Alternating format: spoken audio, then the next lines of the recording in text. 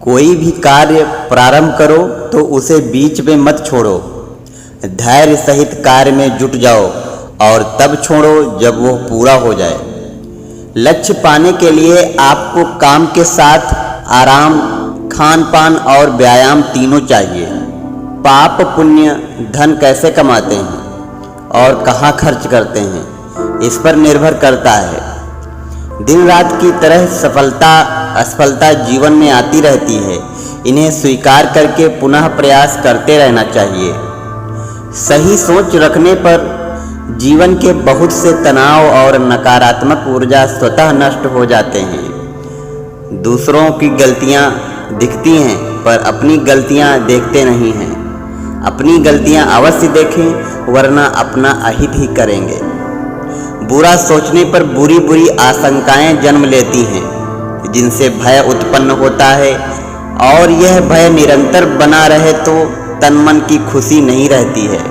लक्ष्य तक पहुंचने के लिए नित्य जानकारी व अनुभव बढ़ाने के साथ साथ स्वयं की क्षमता पर पूरा भरोसा रखें। व्यर्थ के कामों में ऊर्जा नष्ट करने से मुख्य कामों में बाधा आने की संभावना बढ़ जाती है। जीवन में सफल होने का मार्ग उसको मिलता है जो अपनी हार से सीख लेता है। जो बीत गया उसे भूलकर कल को सुधारें, क्योंकि उसमें अभी कोई गलती नहीं हुई है। गलतियों का पछतावा न करके उन्हें समझें और सुधार करके आगे बढ़ जाने में ही उन्नति होती है। जो कम सोचते हैं वे जीवन अधिक जीते हैं और सदैव प्रसन्न दिखाई पड़ते हैं। लक्ष्य प्राप्ति एक प्रयास से नहीं, बार बार के प्रयासों से प्राप्त होती है। यह जान ले कि सुख अनुशासन से बढ़ता है और दुख अनुशासनहीनता व असंयम के कारण बढ़ता है।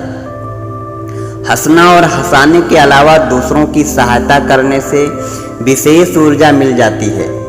लक्ष्य हमारे हाथ से इसलिए छूट जाता है क्योंकि हम जीवन का मूल्यवान समय अपनी कमियां देखने और महत्व बताने में ही खर्च कर देते हैं। एक बार एक भिक्षु शिक्षा मांगने निकलता है। सुबह से दोपहर होने पर भी उसे भिक्षा नहीं मिलती और उसे जोरों से भूख भी लगती है। काफ़ी घूमने के बाद उसे एक दयावान महिला भिक्षा देकर अपने घर के आंगन में पेड़ के नीचे बैठकर खाने की अनुमति देती है। भिक्षु खाने से पहले हाथ मुंह धोकर ईश्वर को प्रार्थना करने के लिए आंखें बंद करता है और उसी वक्त एक अनहोनी घटना घटती है। उस पेड़ पर एक जहरीला सांप आकर जहर उगलता है और वह जहर सीधा उस भिक्षु के खाने में गिरता है। इस बात से अनजान भिक्षु खाना खा लेता है और उसकी मौत हो जाती है। उपरोक्त कहानी में शिक्षा की मौत का दोष किस पर लगना चाहिए? इस दयावान महिला पर, सांप पर या खुद उस भिक्षु पर? क्योंकि इस सहज घटना में कोई भी पूर्ण रूप से जिम्मेदार नहीं था, तो कौन किसकी शिकायत करे? इसी तरह जीवन में भी सहज रूप से घटनाएं होती रहती हैं, मगर इंसान बिना उस पर मनन किए किसी न किसी को दोष देकर शिकायत करता रहता है। उसे दोष देने और शिकायत करने की आदत पड़ जाती। जिंदगी है तो ख्वाब है, ख्वाब है तो मंजिलें हैं, मंजिलें हैं तो फासले हैं, फासले हैं तो रास्ते हैं, रास्ते हैं तो मुश्किलें हैं, मुश्किलें हैं तो हौसला है, हौसला है तो विश्वास है, विश्वास है तो जीत है, क्योंकि फाइटर हमेशा जीतता है।